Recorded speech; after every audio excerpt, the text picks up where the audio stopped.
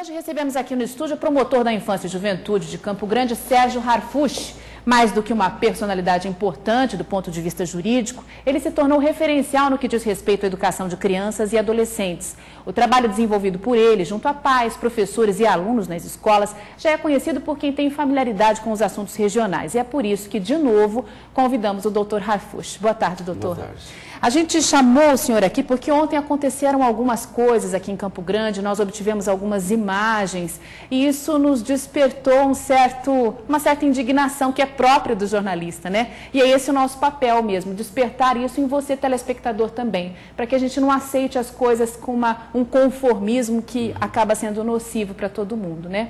E a gente está querendo comentar hoje aqui sobre uma crise de identidade que desemboca aí na ausência de limites, que acaba por gerar desrespeito, invasão de território, violência velada, violência declarada dentro das famílias.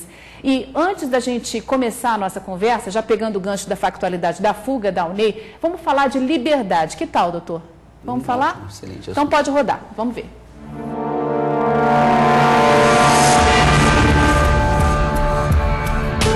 Liberdade. Será que é por ela que os adolescentes fugiram da UNEI? Mas será que com o que fizeram, eles realmente vão encontrá-la? Antes de entrar nesse assunto, vamos às definições. A liberdade é uma condição que apresenta subtipos.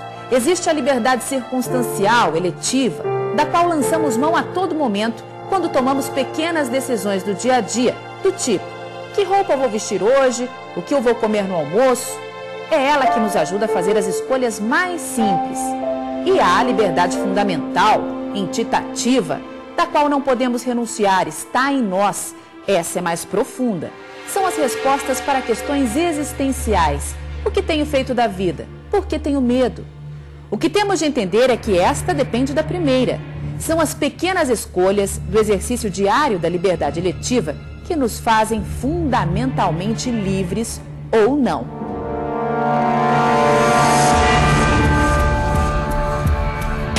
Por falar em não, será que temos aplicado nessas pequenas decisões do dia a dia uma liberdade com responsabilidade? Ou fazemos como os meninos da UNEI? Agimos sem muito pensar em nome de uma falsa liberdade, mas acabamos por nos tornar ainda mais apreendidos dentro de uma vida que não é a que se deseja de verdade.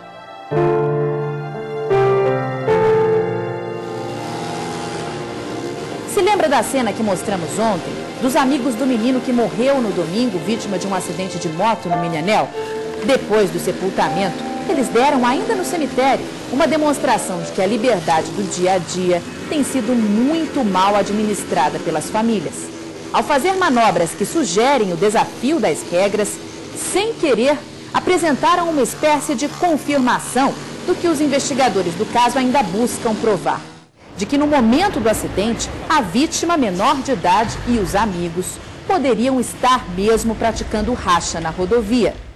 Do outro lado estão os pais que choram em silêncio por sentirem-se impotentes diante do que consideram impossível de interferir.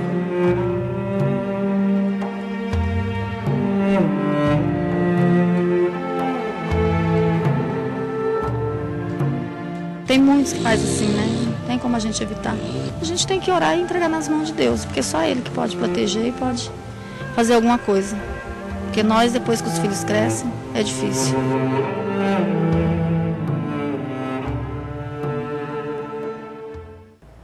Doutora, essa senhora que falou aí que depois que os filhos crescem fica difícil controlá-los, é a mãe do menino Diego, de 16 anos, que morreu vítima de um acidente no Minhanel no último domingo.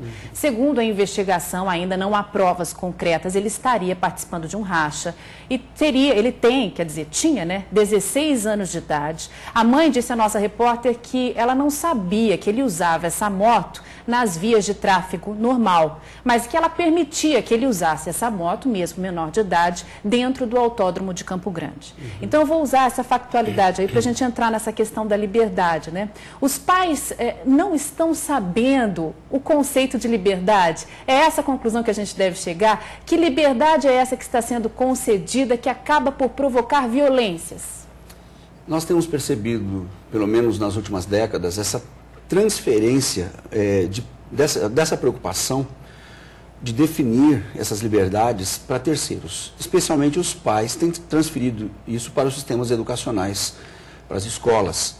E, evidentemente, não é essa a finalidade. Foi dado aos pais, isso pela lei, não é, a oportunidade de limitar essas ações dos seus filhos de acordo com as suas convicções, de acordo com a sua cultura, de acordo com os seus costumes. E se os filhos respondem pelos erros dos pais, os pais acabam também recebendo parcela disso. O Brasil é o 6º país no mundo em homicídio, morte violenta de adolescentes ou jovens de 14 a 24 anos. Isso vale dizer que o Brasil é o 6º país no mundo em que os pais enterram os filhos. Essa me parece a pena mais grave imposta a um pai, enterrar o seu próprio filho. Porque a ordem natural das coisas é ao contrário. Não é? E isso vem por conta de quebra de princípios, de desrespeito de limites. E nós observamos, por essa reportagem, que mesmo diante de um quadro explícito de morte, outros adolescentes, e pareciam adolescentes, estavam repetindo as manobras que mataram um amigo. Isso me parece que vai às raias da inconsequência. Eu tenho observado que a falta de limite, ou a impunidade, ou essa ideia de que não dá nada não, gera comportamentos como a irresponsabilidade e a inconsequência. A irresponsabilidade é a falta de condição de responder pelos atos que pratica. E a inconsequência é a falta de avaliação das consequências. E essa moçada está morrendo por causa disso. E o senhor considera como uma violência contra a criança e o adolescente o fato de impor a eles decisões que eles ainda não têm condições de tomar? Traduzindo, a falta de limites mesmo, né? Permiti-los que façam coisas que eles ainda não têm decisões, condições de decidir. Nós estamos vendo as respostas aí no dia a dia, não é? Nós vemos mães e pais dizendo, já que eu não consigo dominar, então eu procuro orientar. Tem mães que compram uma cama de casal para a filha e põe no quarto para que ela mantenha relações sexuais com o namorado. E ela diz, eu prefiro que faça isso aqui em casa do que vá para um lugar onde eu não saiba.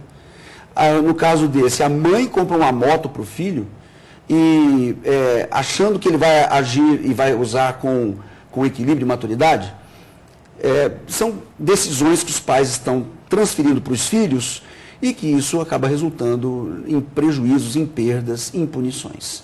Agora, falando da questão da UNEA, o senhor destacou aí que enterrar o filho é realmente a maior dor que uma mãe pode ter. Mas eu imagino que internar o filho numa unidade educacional de internação também deve ser uma coisa muito difícil. É a falta de limites que tem levado esses adolescentes até lá. Sobre essa questão da fuga de ontem para hoje, já é a segunda em menos de 10 dias, o senhor, como promotor, o que tem a dizer no aspecto segurança, que devia mantê-los ali dentro para tentar os colocar novamente na sociedade um pouco melhores? Bom, há uma nova expectativa no ar. Né? Nós temos uma lei federal que criou um sistema de aplicação de medidas socioeducativas. E isso vai obrigar investimentos novos nesse setor. O que nós sabemos é que não se respeita o Estatuto da Criança e Adolescente. Não é? Nós não temos o investimento necessário nesse sistema de reeducação. Na verdade, as nossas unidades de internação, e isso não é aqui em Campo Grande, não é em Mato Grosso do Sul. No Brasil inteiro é assim. O nosso sistema de unidade de internação de adolescentes... A gente está vendo aí imagens da UNEI Dom Bosco. A gente percebe que é sucateado, né, doutor? E mais se aproxima de um cadeião do que de uma unidade de reeducação. Precisamos muito mais e compreender a diferenciação dessa oportunidade, senão nós teremos esses índices de reincidências marcantes, como nós temos, de 50%. E o que é pior, isso fica caro, porque no lugar de eu atender o adolescente uma vez só e dar um bom encaminhamento a ele, eu atendo esse adolescente até ele fazer 18 anos. E aí ele passa a frequentar o sistema penitenciário, o que é pior ainda. Ser livre é entender, a gente falou sobre liberdade hoje, né? Ser livre é entender as nossas escolhas, né? É assumir essas escolhas, escolhas de qualidade. O senhor deseja que seus filhos sejam livres, Evidente. Né? Agora eu gostaria que o senhor dissesse às nossas telespectadoras, aos nossos telespectadores, como fazê-lo no mundo que oferece tantas coisas hoje em dia, de uma forma prática? Eu sei que não tem uma receita, mas tem alguma coisa que na sua vivência o senhor possa passar para as pessoas? Bom, já que a pergunta é pessoal, eu respondo pessoalmente. Pessoal. Né? Eu tenho 4 filhos e filhos de 21 anos de idade a 13 anos de idade. E essas fases foram acompanhadas e vivenciadas com muito acompanhamento, com muita proximidade. A minha esposa tem uma dedicação aos meus filhos, apesar de ter 3 faculdades e consultório instalado, há uma dedicação próxima. Procuramos passar princípios que não apenas fiquem na fala, mas na vivência. Procuramos ter compreensão das suas necessidades, mas, sobretudo, existe uma relação de respeito. Eu procuro ouvir tudo que eles necessitem, mas aquilo que eu disser fica como orientação. E eles têm obedecido, e com base nesses princípios, eu uso coisa que não é de mim mesmo. Eu uso a Bíblia. E dali eu tenho tirado toda a orientação. E nenhum filho meu jamais usou droga, ou já se divertem e são felizes, e não precisam ficar enchendo a cara, embaladas, ou o que quer que seja.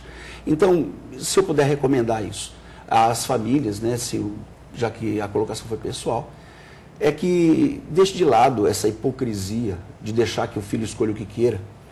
Se você tem algo a orientar o seu filho, faça isso com a própria vida. E se você não tem, então procure exemplos. E eu recomendo que você procure as Sagradas Escrituras. A Bíblia fala que o preço da desobediência e da desonra é a morte. Isso não é de hoje. Alguém já me perguntou uma vez, por que morrem tantos adolescentes no Brasil? E eu digo, porque nós institucionalizamos a desonra. Nós temos um sistema mal lido e mal interpretado, que é o Estatuto da Criança e do Adolescente, favorecendo como se os filhos, em nome de uma liberdade, em nome de uma proteção, eles podem fazer o que quiser. Ontem eu recebi uma mãe que estava desesperada porque a filha dizia que ia denunciá-la por cárcere privado. E eu tive que orientar essa mãe e dizer, não, a lei diz ao contrário, que a senhora é responsável pela guarda da sua filha. Então é a senhora que diz que horas ela sai, se sai, com quem sai. Eu quero deixar isso para os pais. O artigo 1634 do Código Civil diz que quem manda dentro da casa é quem sustenta, é pai e mãe. E você pode dizer para o seu filho se ele vai, com quem vai, onde vai. Isso não é cárcere privado, coisa nenhuma. E é você quem responde caso ele faça um mau uso dessa liberdade. Aqui algumas pessoas mandaram algumas perguntas para o senhor, aproveitando aí essa questão do lado profissional, que a gente misturou um pouco com o lado pessoal. A telespectadora Fabiana, ela é internauta, mandou uma mensagem. Eu tenho uma filha de 4 aninhos, sou mãe solteira e não consigo colocar limites nela. Já tentei de tudo, terapia, castigo, conversa, até bater. Não saio de casa com ela, pois passo vários constrangimentos. O que devo fazer nesse caso, diz a Fabiana?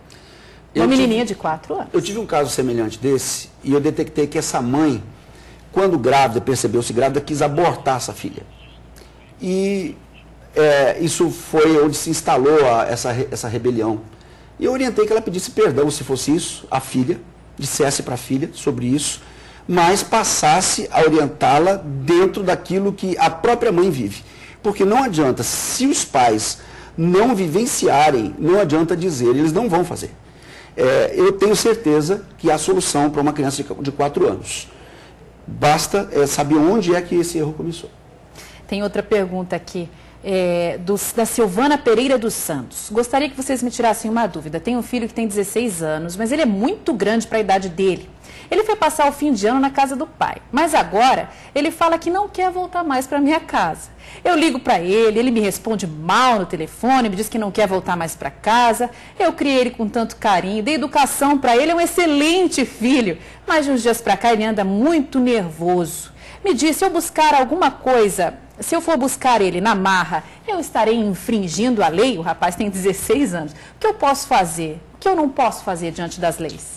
Bom, primeiro, Silvana. Ninguém pode dar destinação diversa daquela estabelecida pelo juiz na definição de guarda de incapaz. No caso, entre pais, se a guarda judicial está definida como a mãe é quem deve preservar essa guarda. No entanto, Um adolescente já nessa fase, 16 anos, ele pode optar, ele pode escolher por quem ficar.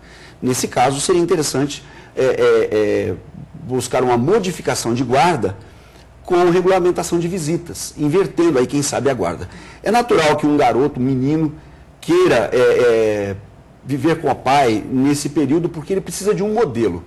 Se esse pai for um bom modelo, quem sabe até seja uma oportunidade para que esse menino tenha realmente esse modelo. Se for um mau modelo, isso realmente passa a ser um problema. O fato é o comportamento que mudou, ela sentiu que mudou, está mais agressivo, né? Então isso precisa ser conversado. E precisa ver também se esse garoto não está sendo manipulado pelo pai para inverter a guarda e deixar de pagar a pensão, que é uma manobra. Alienação parental, né? É crime, né, doutor? Agora, o Paulo Almeida, ele quer saber o seguinte: qual o limite punitivo que posso adotar para punir meus filhos com severidade, se necessário, sem que eu sofra com as penalidades previstas no Estatuto da Criança e do Adolescente? Não que eu venha cometer um crime, jamais. Eu quero exercer meu direito como pai em educá-lo. Desde já agradeço pela atenção. Senhor Paulo. A lei pune qualquer agressão, violência dentro da ordem de lesão física contra filhos. Mas o Estatuto ele é corroborado por uma lei até mais nova, que é o Código Civil, no artigo 1638, inciso 1º, diz que os pais podem até perder o poder familiar sobre o filho se trouxer um castigo imoderado. É aquele castigo excessivo que atinge partes letais. De qualquer forma, eu vejo que o castigo físico, primeiro, não devia ser utilizado. Mas, em última instância, se for, depois de precedido de modelo de vida, de princípios bem esclarecidos e ensinados, de orientação acerca daquilo que se deve ou não se deve fazer, e um aviso antecipado, em último caso, dizer, olha, se isso for acontecer, a lei permite que os pais disciplinem os filhos de forma física, mas eles respondem pelos excessos. E essa resposta vai, não só no aspecto criminal, mas civilmente pode até perder o poder familiar. No caso, melhor realmente é o diálogo, a orientação, o esclarecimento, bom modelo, não é falar a verdade, mas em último caso a disciplina física é permitida, não imoderadamente. Apesar de termos em tramitação, já com aprovação no Congresso Nacional, não, na Câmara, está no Senado, a lei da Maria do Rosário, que visa extirpar definitivamente qualquer tipo de disciplina física. Tá certo, doutor, obrigada pelas informações. Eu tenho certeza que depois dessa entrevista, muitas famílias aí, muita gente, muitos pais e mães de família devem estar pensando em dar uma mexida de verdade, né? No centro da família, sem preguiça, né? Tem que procurar mesmo melhorar, ler a Bíblia é muito legal, não faz mal para ninguém, pelo contrário, faz muito bem. Eu quero te agradecer de novo. Boa tarde. Muito obrigado, viu? Boa tarde. Boa tarde.